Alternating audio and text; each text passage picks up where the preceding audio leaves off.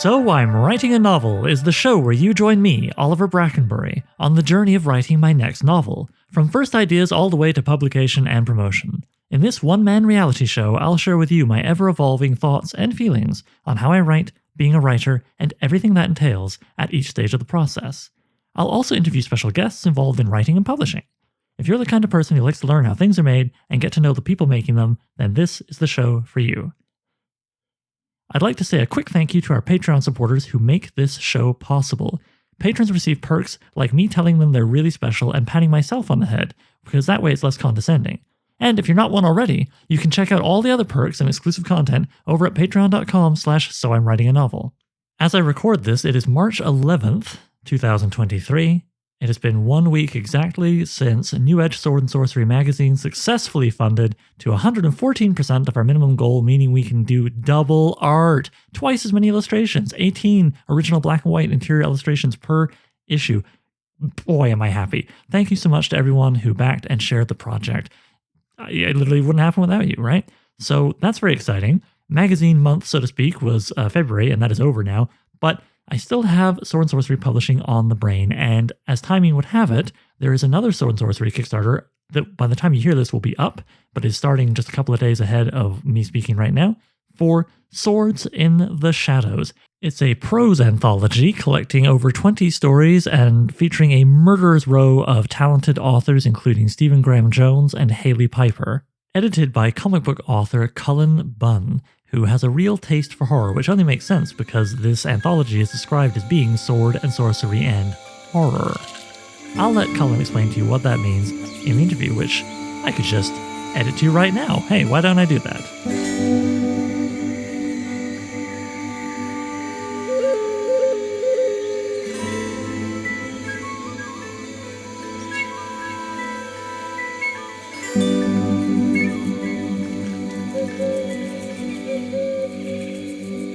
And here I am with Cullen Bunn. Good morning, Cullen. Good morning. How are you? Doing well. And just kind of recovering from my own Kickstarters we were discussing earlier. I feel like I should have shaved, even though this is a podcast. I'm happy to have you on here. I'm recording on March 11th, but by the time this goes up, the Kickstarter for Swords in the Shadows should be live. And I will put a link to that in the show notes, folks. You should go check it out. So, why don't we start in the shallow end of the pool and work our way into the deeper stuff? I'm curious, I'm sure you've encountered this. People love to argue the nitty-gritty of, like, what is sword and sorcery as opposed to high fantasy, epic fantasy, grim, dark, whatever. And so, how would you define sword and sorcery for someone who isn't familiar with it as a separate fantasy subgenre? How would you differentiate it? It's an interesting question because I think, especially as I was editing this anthology, I think it's obvious that different people have a very different view of what sword and sorcery mean. For me, so you have to fall back on personal taste to some degree. For me, sword and sorcery is different from high fantasy in that it's a little more grounded. It's a little more low fantasy. I was just describing the other day to someone, I said, in high fantasy, you've got armies of monsters, rising up under the command of a great and terrible godlike sorcerer. In sword and sorcery, the hero may contact one monster, and it's the most terrible thing they've ever encountered ever. It's this ghastly creature, and it's awful. And I think that kind of defines it for me. It's a little bit more. It's a little grittier. It's a little more realistic. It's a little dirtier. It's a little meaner. Not necessarily grimdark, although some grimdark fantasy is definitely I would count as sword and sorcery. But it just has this sort of this earthy goodness that I've always really been drawn to. And I'm not talking down about high fantasy. I love high fantasy too. But sword and sorcery will always have a little bit of a special place in my heart. Oh yeah, well I think despite what some corners of the internet suggest, you are allowed to like two things. So yeah, right. Yeah. It's okay to like them both. And I agree with you. Yeah, definitely the more sort of grounded thing. To me, it's kind of like maybe high fantasy is reading a Superman story. Maybe Sword and Sorcery tends to be a little closer to your Batman, Green Arrow, kind of like Daredevil end of the spectrum in Yeah, terms of that. and it's interesting though, because obviously the stories of, say, Conan or Kane, or those are sword and sorcery stories, and they've got that low fantasy feel.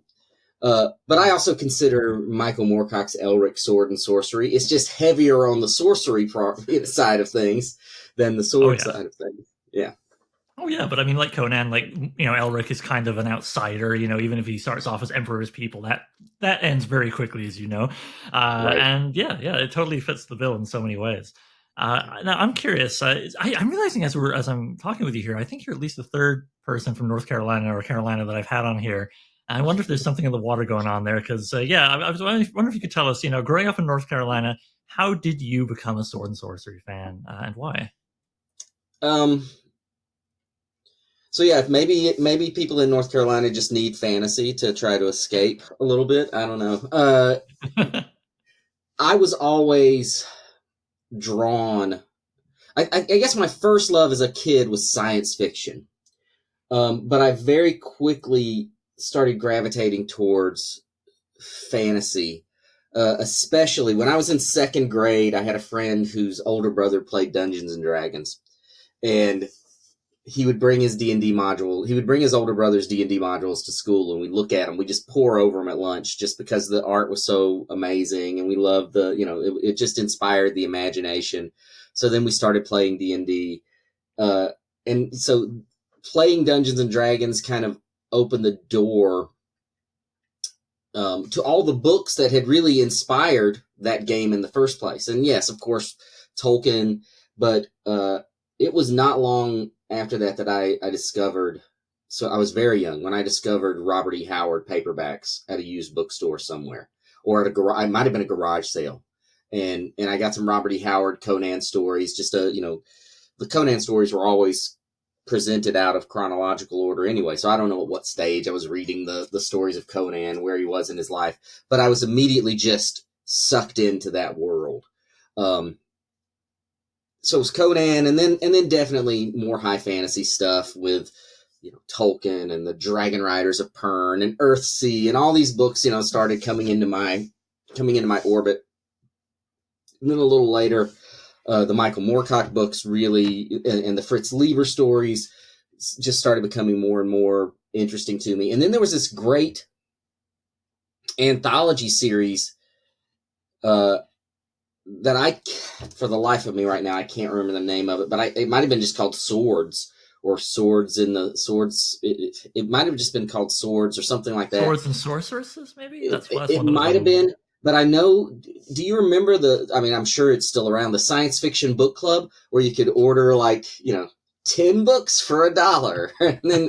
and they had those great collected editions of the Elric books, but they were also releasing these hardback sword and sorcery anthologies, and just getting those and seeing the different writers telling stories that were similar or were in the same vein, but were representing vastly different takes on fantasy. Just really, it's stuck with me all these years, except obviously for the title of that anthology.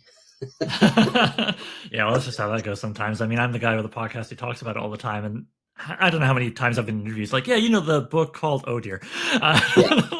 And I think it's really neat, the flexibility you talk about. I think for me, and maybe you feel the same way, this is one of the things about Sword and Sorcery that's really cool, is you can keep it recognizable as being within the genre while interpreting it in wildly different ways. Oh, for sure. Robert E. Howard is not Moorcock, is not, Leiber is not, and so on. And yeah, I'm sure that's the case in your anthology. But before we get to it, I just want to ask one more question about the genre. Because it is described in the at least the material on the website as kind of a sword and sorcery and horror anthology, which is not a huge surprise. If anybody knows your bibliography, could you please share with us your take on the importance of horror, particularly in sword and sorcery? So I've always felt, and maybe this is how I should have talked about the differences between sword and sorcery and high fantasy. I've always felt that sword and sorcery has an element of darkness and horror to it. There's always something a little menacing and scary. In my favorite sword and sorcery stories, uh, when you read a Conan story, some of that borders on cosmic horror. Some of the stuff that goes on in Oh those yeah, stories, Tower of the and Elephant at the end there. yeah, Tower of the Elephant's the best example of just. I mean, it's a terrifying story when you really think Yeah. about it, and I just always I've always been drawn to that, and even and I failed to mention this when you're talking about my introduction to sword and sorcery. How could I of all people fail to mention comic books in the mix of things? And those Conan comic books of my youth, a lot of those stories were terrifying. And there was another series that DC put out called Claw the Unconquered. And Claw was absolutely a Conan ripoff. He looked like Conan, just in slightly different armor, and he had a gauntlet on one of his hands. But what was great is when he took that gauntlet off, it was like this crazy, gnarled demon werewolf hand because he had been corrupted as a baby or something. But I remember reading that, very young reading, and I was like, oh, this is so scary. He takes that hand and he grabs people with it, and and I was always scared of Claw, but I also thought he was the coolest character around. I just liked those fusions of darkness and fantasy. So when Swords in the Shadows is the first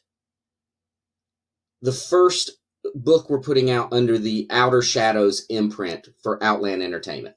And the Outer Shadows imprint is my imprint. It's going to be stories I write, but also books like Swords in the Shadows that I'm editing and curating, and I'm bringing in stories in. So I wanted to do something a little unexpected. I wanted to embrace that idea of sword. Outland has always published a lot of fantasy stuff. So I said, well, let's do something that's fantasy, but show the readers that fantasy can have some darkness to it too. Some real, not just darkness, but these are horror stories. Some of these stories are get pretty dark and pretty horrific. And that's what I liked about it. I just wanted to showcase. I didn't want to just play on the fringes of the darkness in sword and sorcery. I really wanted to showcase that and dive into it. Yeah, and do you think maybe would you agree that there's horror in the sense of oh no, a werewolf, a monster is going to eat you, but then there's the cosmic horror that you mentioned, sort of weird, uncanny kind of thing, almost Lovecraftian horror. That I think is a big part of what sets it apart from, say, other subgenres. Yeah, Would you say that's key? Yeah, for sure. And even with any horror story, the werewolf's not the scary part. I mean, a werewolf would be scary if a werewolf burst in through my office door right now.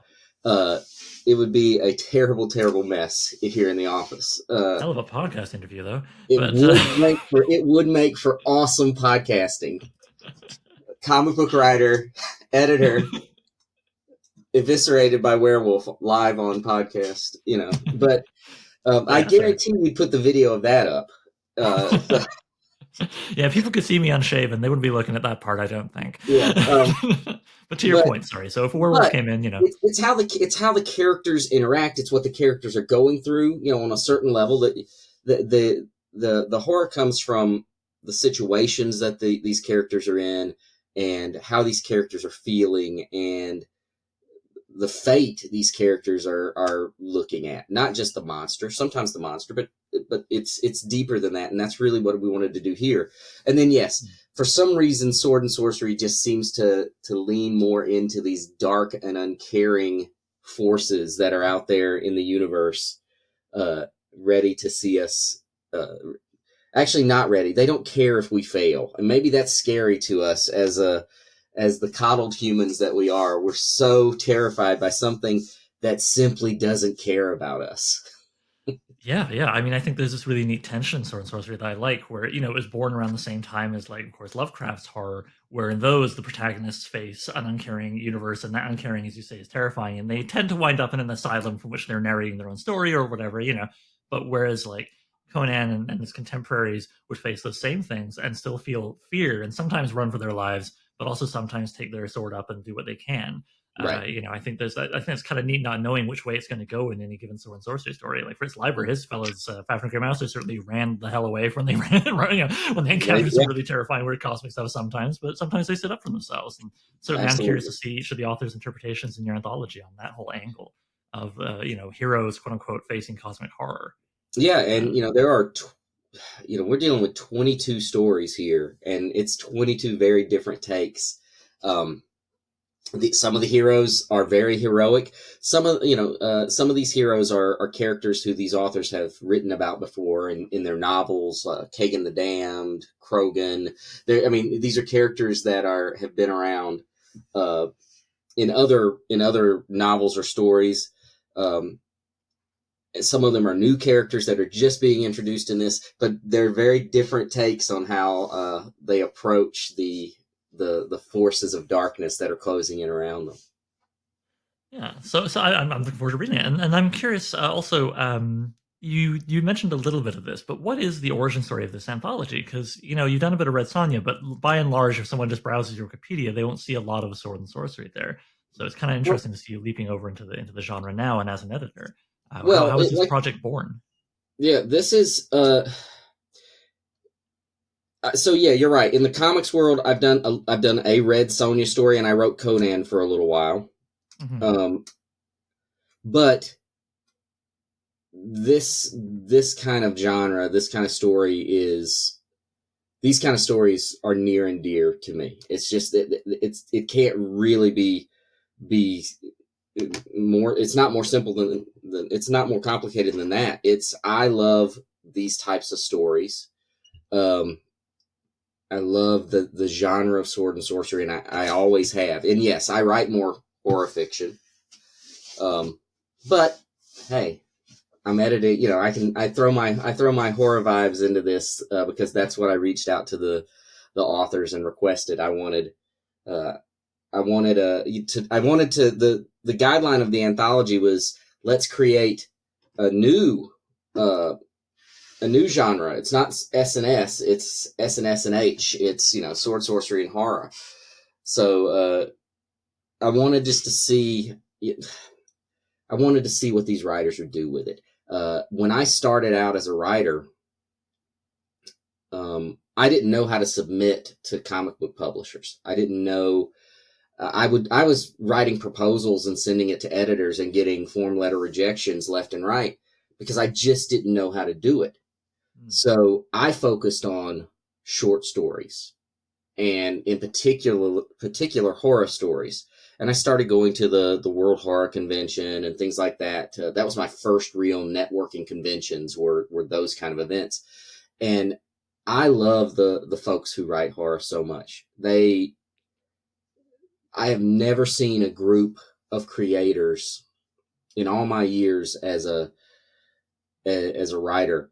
No other group was more embracing and welcoming than the horror community. When I walked through the door at the first World Horror Convention I went to, there were writers that I idolized who welcomed me with open arms. They, just, hey, like I was an old friend, and it's stuck with me in my heart ever since. I've loved the horror genre. I love the people who write in the horror genre.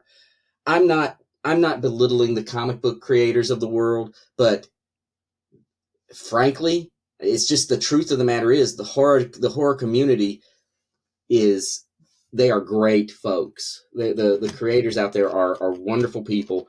And so when I started talking to Outland about launching Outer Shadows, one of the first things in my mind is like, oh, we've got to do an anthology. And I wanted it to have a theme. I wanted it to be a little, I didn't want it to just be, hey, here's a bunch of spooky stories.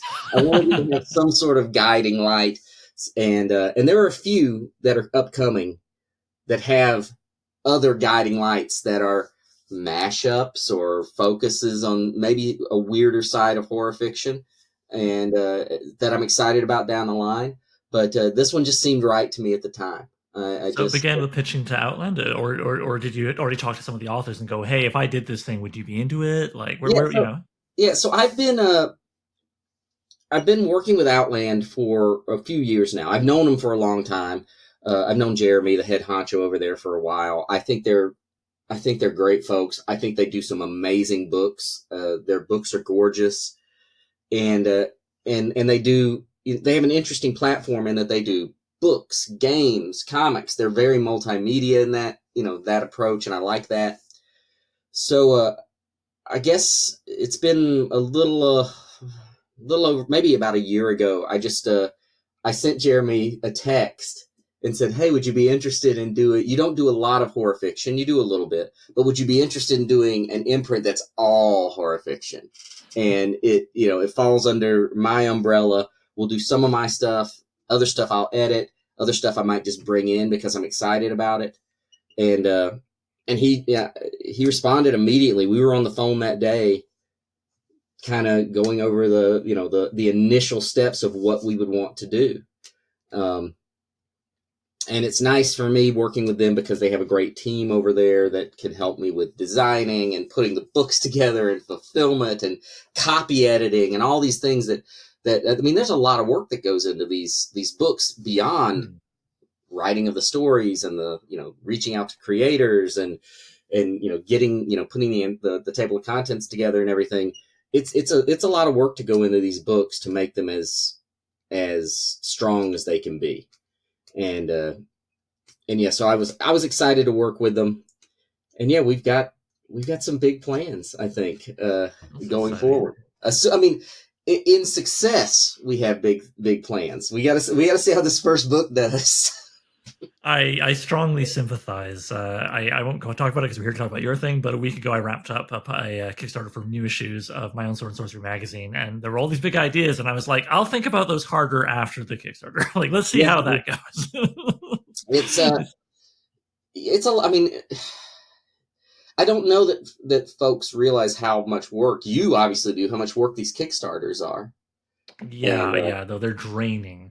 And especially with like, I think you guys will be fine. You have a murderer's row of talent. I love horror, but I've got a friend who like lives it. And when I showed him the list of authors, he was like, "This is the cool kids table." Like he said it with love. It's like these are the people. They all know each other probably, and this is some good solid talent. So I have no doubt you'll succeed. We are. I feel very lucky to have this team on this book. And to your friend's point, I didn't know all of them. I knew who they were because I'd read their books and read their stories, and I'm a fan. But I didn't know. I maybe knew. I'm looking over at the table of contents right now, and so I maybe knew half of them. I maybe knew half of them, but I didn't. But I knew who a lot of them were, and some of the folks who are contributing to this book. Yeah, they're some of the biggest names. Definitely some of the biggest names in the horror fiction genre, and then some of the most exciting new names in the horror fiction genre. And then I have we have some others who these are some of their first published work. Because so, did you do like a limited open submissions, or was it all direct solicitation? How did you handle that side? So for this one, coming out of the gate, I really wanted. First of all, I knew I was busy. This was an ambitious idea for me to take on at this time in my life anyway. So I knew I was busy. So what I did was I invited all of the contributors to this project. So everybody who's in here was an invited writer. These were, again, some people I knew, some people I just direct messaged on Twitter and said, "Hey, would you like to be in a Sword and Sorcery collection, Sword and Sorcery and Horror collection?" People complain about Twitter, but it's good for that. It's really good for just getting in touch. It is, and I mean, it's worse now than it ever has been. But it's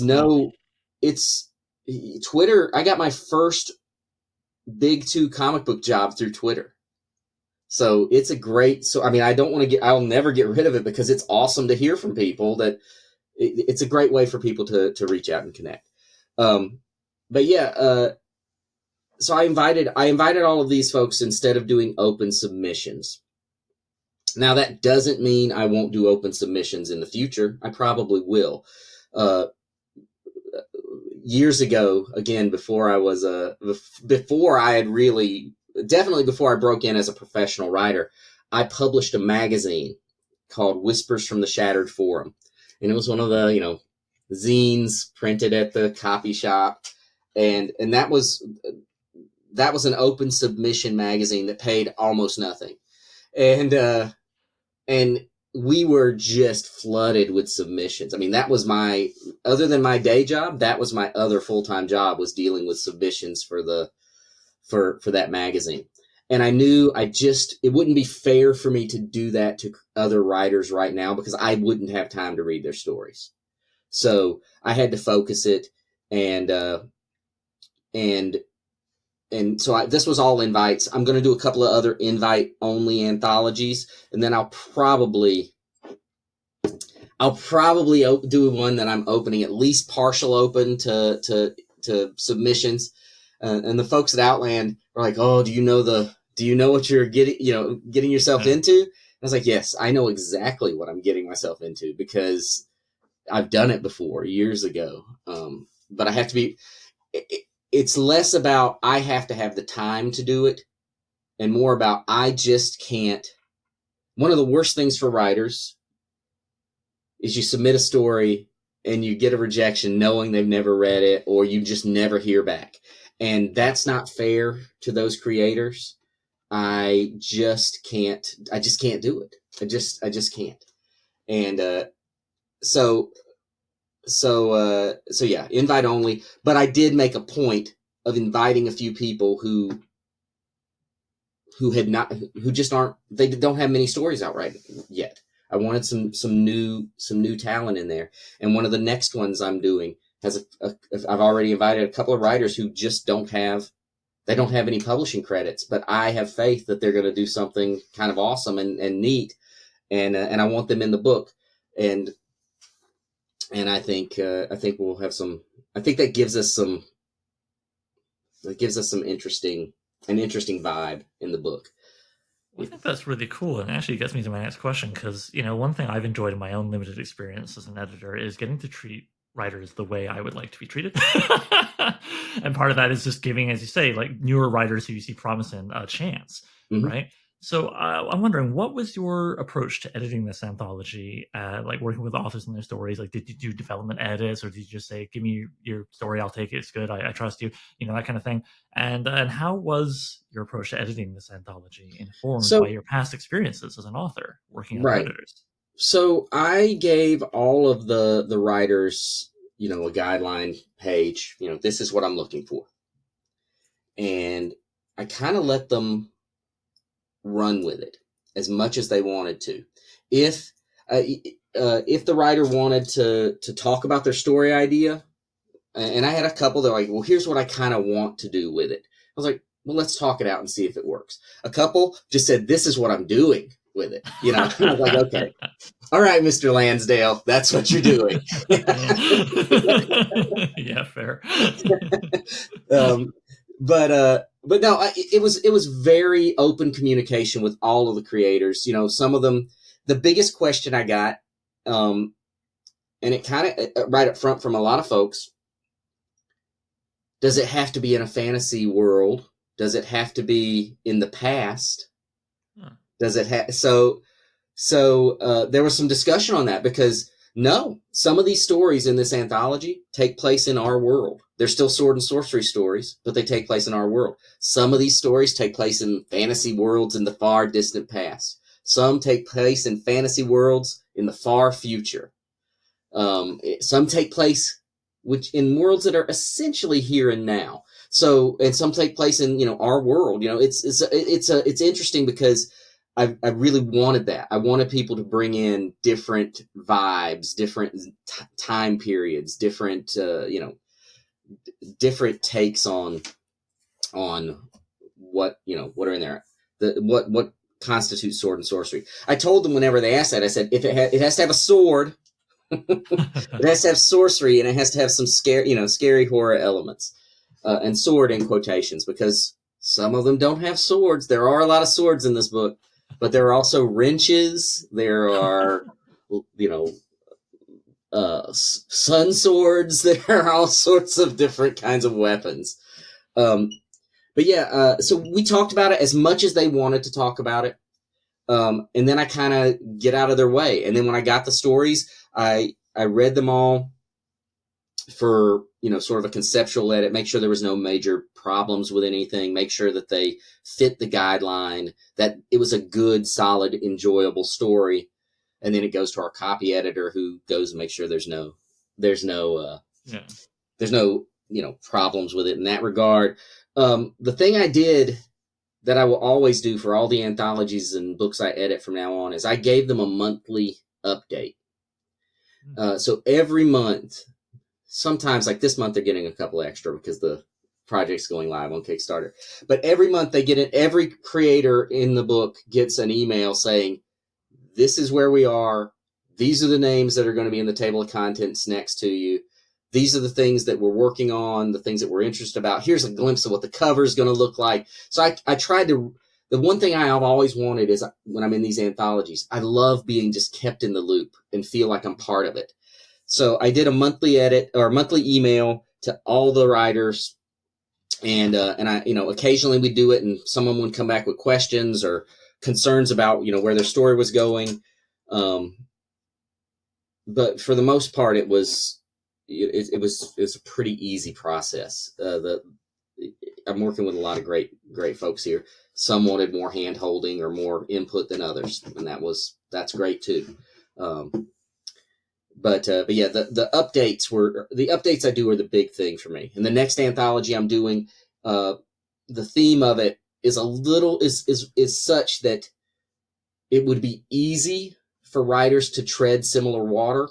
So in that one, we're sharing the themes of the stories. Like when the writers send me their one line, what the story's about, I'm putting that in those emails so that everybody else knows, okay, this is what everyone's doing. I'm going to try to keep out of that. Yeah, because I mean that's something on my mind certainly. If even with just like 7 fiction stories in an issue of my magazine, I'm thinking 22 stories in your anthology. What if like 7 of them are all, I don't know, tomb raiding stories or something? Like It's all very similar territory. What do you do? You kind of, Well, for the most part, most everyone messaged me like a line or two early on and said, "Hey, I want to do this kind of story." So I had a little bit of an idea. There are some very, very minor. They sort of skirt similar orbits occasionally in stories, but I think that's interesting because of the themes of the stories, and it was fun for me at that point to put the table of contents together in a way that I thought the stories flowed best. Mm-hmm. So there was some of that. I mean, certainly there are plenty of undead creatures in this book. Oh, wow, yeah. plenty of deep shadows. Plenty of swords. Oh my goodness, the swords. But yeah, and plenty of magical swords and all that kind of thing. But they're such different takes on those tropes that it works very well, I think. Oh yeah, well, I mean, if it was a Western anthology, I don't think anybody would complain about all these 6-shooters. Right. Yeah, no, and then the whole mixtape thing of putting together the order must be very enjoyable. Were you shuffling that to the last minute, or did you feel pretty early? It's still like Tetris. I'm still like, okay, which one works best? What's gonna, I want to. It's weird because I never read anthologies in order. I skip all around when I get when I pick up a new anthology. But I can't help but think to myself, if someone reads it in order, how are we, dealing with the highs and lows? How are we dealing with and I'm not talking about in quality of stories. I'm talking about this story is really terrifying, and this one's a little more humorous. How do we, where do I balance those to get the best reaction? So I'm still tinkering with the table of contents, even now. Fair enough. So if I can throw a little curveball at you, just something that popped in my head when I was thinking about your other work and how it could relate to projects like this. You've participated in big shared universe events, over in comic books. How do you feel about shared universe anthology series like Thieves World? And is that something you might ever want to try in Sword and Sorcery as an editor, author, or both? I love Thieves World so much with a deep and fiery passion, to the point that a few years ago, another writer posted on Twitter and said, I have a collection of books that I don't need. Does anybody know what these books are?" And it was all the original Thieves World paperbacks. And I'm like, Oh, damn. "Yep." I'm like, bring them to unto me. Yeah. But yeah, I loved Thieves World. I loved Wild Cards. I loved was it Heroes in Hell? So I mean, I was always into those. And yes, I would love to do it. Yes, I have one in mind. Ah. Uh, there's some pieces that have to be put into place first. Um, but remember how I was talking how much work it would be to do open submissions? A shared universe anthology. Oof. Oof, that's a lot of work. Are there any lessons from like doing big DC and Marvel events that you would take over to that? Do you think? I mean, the thing I think I would have to, the thing I would take, and take this as you will, Hmm. the editor has to trust these writers to do it. So in a shared universe, you present the idea, present the universe, you make yourself open to questions, you make yourself open to discussion of these stories, and then trust the writer to do it. If I brought writers into this, that means I think they are talented people who can tell a great story. Maybe let them do that. Maybe get the Yeah. hell out of the way. Just get out of the way.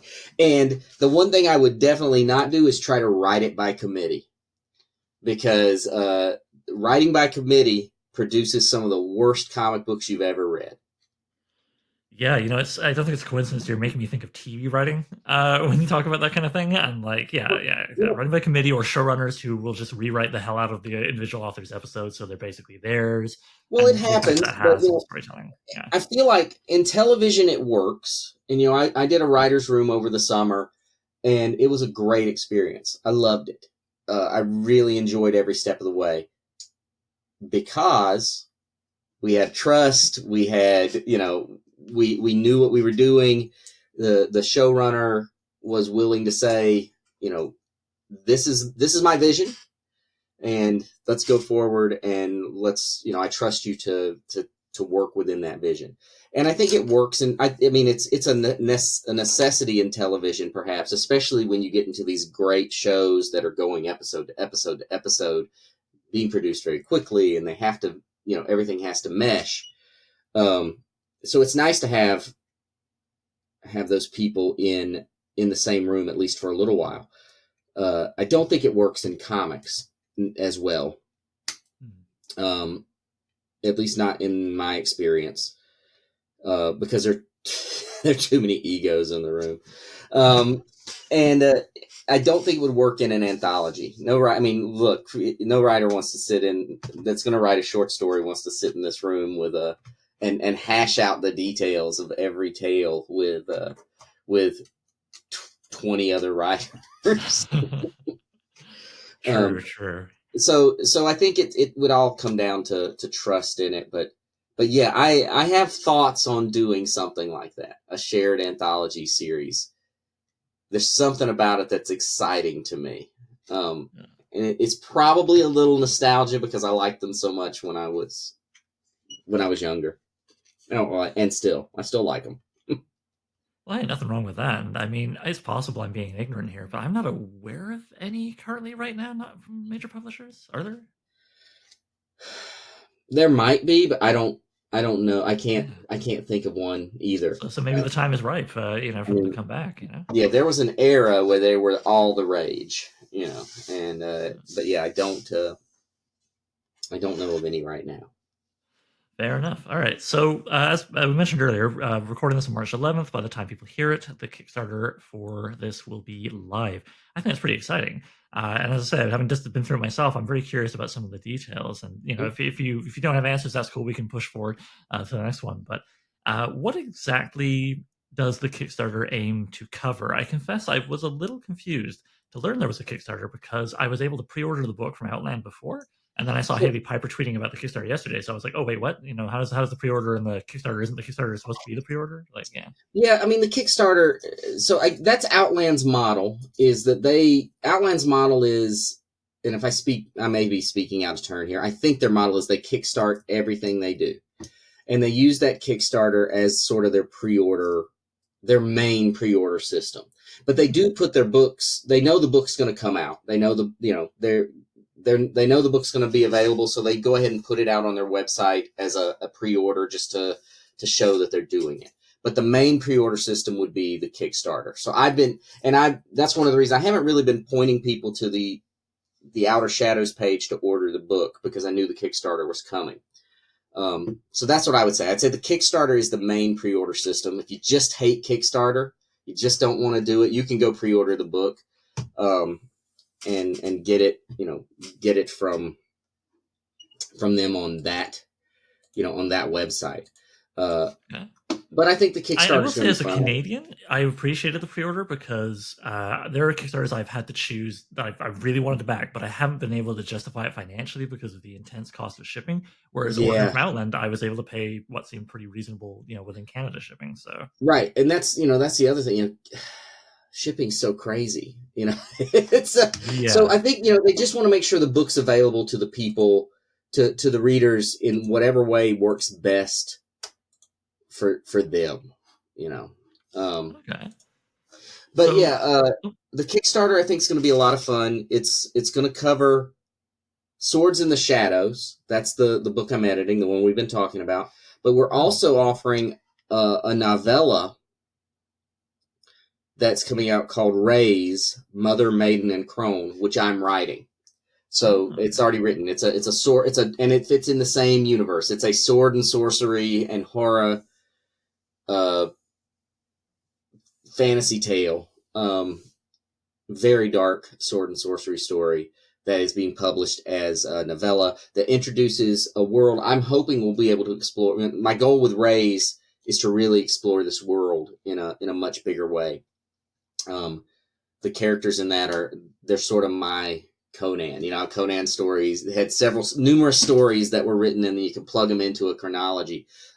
Cirrus and Cast in Raise are those characters for me, and I'm excited to see them appear in more and more, work. I didn't want to put a novella. What's that? It's cool to hear that it's a novella. Like I find Sword and Sorcery works really well in kind of short episodic tales, and so boom, novella, right? Like, yeah. And also, I just like the novella. I like the novella format. I mean, it's becoming very popular right now again, and I just think it's a cool format, especially if the books look nice and they're good looking books. So yeah, I'm excited about seeing that. And then we're doing. You can get digital versions of the book. You can get hard copy versions of the book. You can get signed copies signed by me, copies of the book as part of the Kickstarter. You can get the anthology. You can get the anthology and the novella. So there's lots of variations on what you can get. Are there any like Kickstarter exclusives or first day backer, kind of incentives? I can't remember if they have. I was actually trying to call it up here so I could tell you if if there were early birds or anything like that on it. Sure.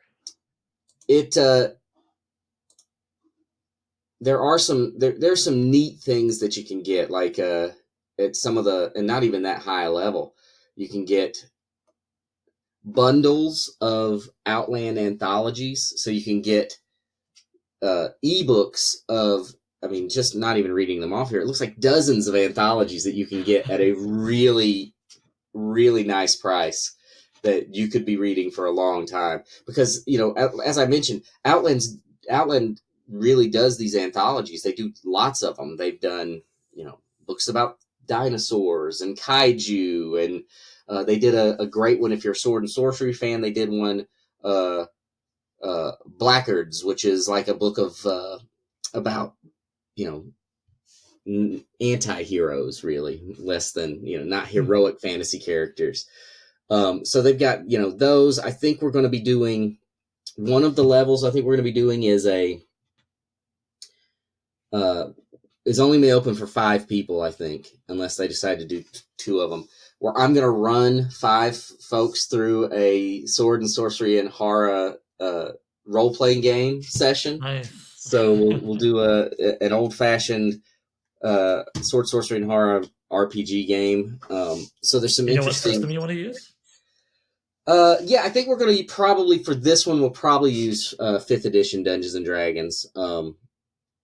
Maybe not. I mean, we'll see. We are as part of, you know, I'm probably speaking out of turn by saying we're developing some things that maybe in the future it would be run under something completely different.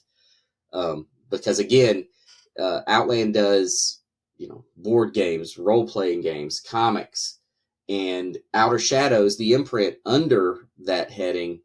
We can do all those things too. So I've already got in the Outer Shadows calendar, I've already got role playing games planned out to be introduced into the mix as well.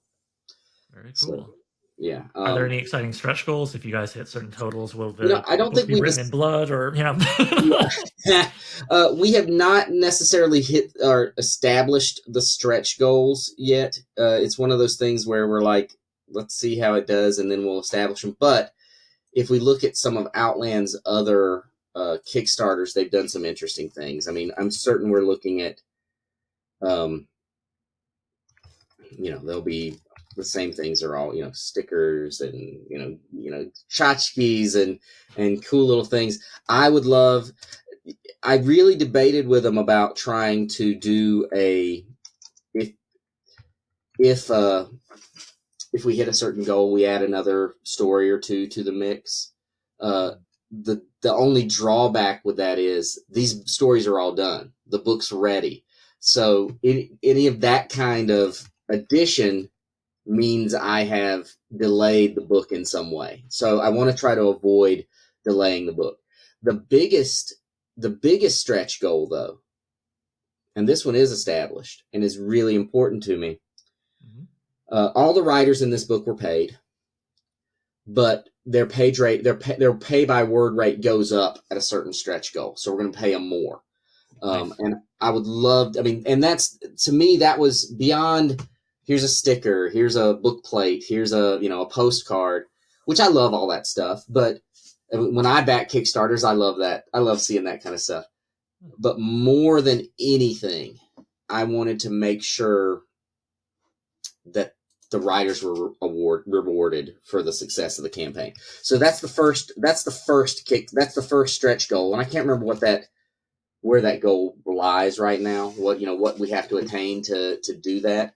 But that's the first one is, as soon as we hit a certain goal, our writers get paid more for the project. I think that's great, and I really like that I'm seeing that more and more in recent years. Creators are realizing that's, they have this reward the people who are making the project possible, and I think backers really dig it. They like the idea that if they help boost you further, it'll help the creators more as well. I'm looking at a previous anthology they've done, and apparently at a certain goal, the editor gets a bonus. Hey, so I'm excited about that one too. Yeah, I didn't know that might be in the cards. Who knows? Oh my goodness! Paying the editor, fancy that. Yeah, I'm always stunned at how often when I talk to people doing these kinds of publications, they'll be like, "Oh, and of course, as editor, I'm not paying myself." And I'm like, "What do you mean? Like, how do you keep doing it if you don't get? Like, it's not sustainable if you." Look, to some degree, it's definitely a for the love project. This is not a book that I put out there. Over to my right, I have a bulletin board of all my projects, and I have paid projects and for the love projects and projects that don't make a lot of money, and they're all in different categories. This is not a project I didn't embark down this road with the intent that I'm going to get wealthy making sword and sorcery anthologies. Oh, no.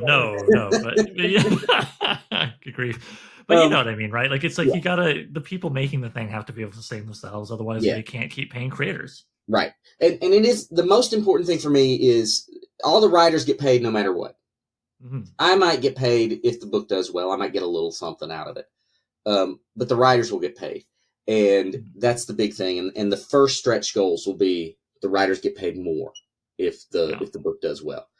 And then we'll establish more stretch goals as we go along. I kind of, even on the Kickstarters I've done myself, I've kind of less stretch goals, a little open until it gets to that point, just so I have some time to think about it and think about what could be exciting. And we'll get comments from people about what they think will be, the cool idea for stretch goals. But yeah, it's more important for me to get these writers paid. And it's also one of the things I get out of it is I just love doing it. I love dealing with these writers. I love talking to these writers. I love getting their work out for people to read. And I think there's a, I'm sure you know this, there's a certain feeling of pride that you get to share these stories with the world. And yeah. And yes, I want people to read Ray's as well. But Ray's is a separate publication because I don't put my own stories in an anthology. I can't. Yeah, that's a tricky one, eh? I mean, did you ever read any of the old anthologies edited by Lynn Carter? Oh, yeah. Yeah, and he would do his year's best anthologies, and it's like, oh, really, Lynn? You're in the year's best, huh? And in one case, I don't know if this is true, but too many people have said it to ignore. In one case, he put in one of his stories with his name, and another story of his with an alias as the name. And I can see it. I think sometimes publishers, especially if you're dealing with a big name writer, the publisher may say, well, you want to edit this anthology, we need one of your stories in it in order to make it marketable. Maybe that's what's happening. Maybe. I've always felt sort of uncomfortable with it. I don't love putting my own stuff in there because I'm a terrible judge of my own work. I hate all of it. So why would I publish any of it? Yeah, fair. But I did like the idea of doing Ray's as its own book, and it felt right. It felt right because it's so complementary to Sword and Sorcery and Horror. Yeah, and I also think as a reader, like, I find when I read anthologies, I mean, Lynn Carter I'm kind of chuckling at because it was literally called Year's Best, and he put his name in it twice in one case, maybe. I mean, but I think in general, like, by Lynn if Carter it's one and story, yeah, he's not alone. Yeah, I think if it's one story, I can kind of live with it sometimes because I feel like, okay, well, the author wants to be like, here's my direct personal expression of whatever theme this thing's about. But I think what you're doing is maybe the better path of going, okay, look, like, maybe you think I want to read this editor's take on this fiction, but we'll put it on the side. It's like a side deal, And I, look, and I had to submit that to them and get it approved, and that was, that was my own submission process to see if they even liked the idea of doing it. Exactly, yeah. But Ray's, like I said, that's going to be and Ray's has been in the creative stages for decades because one time there was another publisher, a smaller publisher, who wanted to go all in on Ray's, and we started down that path, and then it just fell apart, and then I kind of shelved it for a long time, heartbroken perhaps, and then finally brought it back to do something with it. Now I'm excited about doing more Ray's and building that world out into some interesting ways. And again, all things in success. I mean, who knows? Maybe Ray's becomes a shared world, a focused anthology at some point. The beautiful thing about this imprint is there's so much flexibility with what I can do and it's a beautiful thing, and it's also dangerous because I get on the phone with the Outland folks and I'm like, well, we could do this, and we could do this, and I could do this, and then let's do this. And they have to caution me. They say, you've just outlined a multi-year publishing plan already, and we haven't even put the first book out yet. I was like, yes, that's right. And let's do it faster, more. So, bigger, yeah. Bigger. Oh man, well, I mean, I'm definitely excited to see whatever the heck all that manifests into. I'm sure it'll be a really exciting read and with good art. Which reminds me, I meant to ask.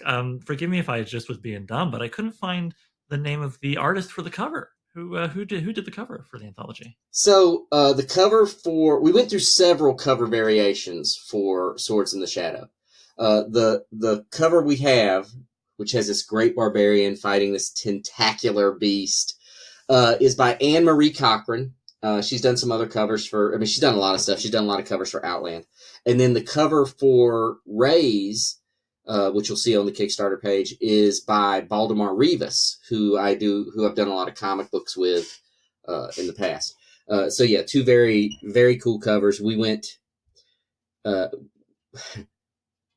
back and forth on those covers. I mean, I had very particular, in my mind, I knew kind of what I wanted it to look like, but it wasn't where I knew that it had to have, a swordsman and, I just basically sent Outland a bunch of cover images from other sword and sorcery books. And I said, but you've got to remember this is also a horror book, so we've got to have some, horror elements to it.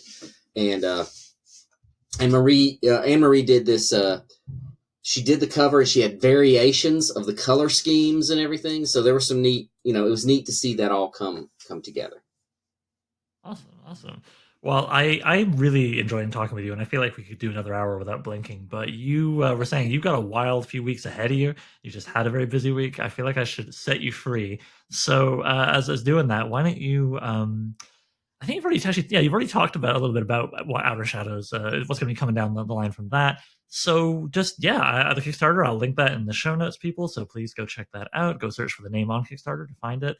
And where should people look for you online if they want to follow your work in general? Just check you out, learn more about you. So I just redid my website after a long time. So I've redone a website. You can find me at cullenbunn.com is the best place to find me. And from that website, you can subscribe to my newsletters. I do a weekly newsletter about my life and writing and my work and the things I'm interested in. I do a weekly newsletter on that. And then I also do an Outer Shadows newsletter that's not weekly, it's more monthly, just to keep folks in the loop on what's coming with Outer Shadows. And I put short stories by other writers in that newsletter, so you get a short horror story in every issue of Outer Shadows newsletter. Cool. And you can get to all of that from my website, though. All right, awesome. I'll put that link in the show notes as well, folks, so you can just click on it, easy peasy. All right, well, again, thank you so much for taking time out of your busy schedule, Cullen. I'm really excited to read this anthology. Well, thanks for talking to me. I appreciate it. So, I'm Writing a Novel features original intro and outro music by Gloria Guns and is hosted by yours truly, Oliver Brackenbury. If you'd like to submit a question or otherwise just drop me a line, please email it to soimwritinganovel@gmail.com. You can also holler at the show on Twitter. Look for @so_writing. That's @so_writing. Please consider sharing the show with anybody who might like it, or checking out any of the other ways you can support the show by heading to soimwritinganovel.com/support the show, which has things like links to our Patreon, Coffee, and PayPal. Thanks for hanging out with me, and Cullen, and I'll see you soon.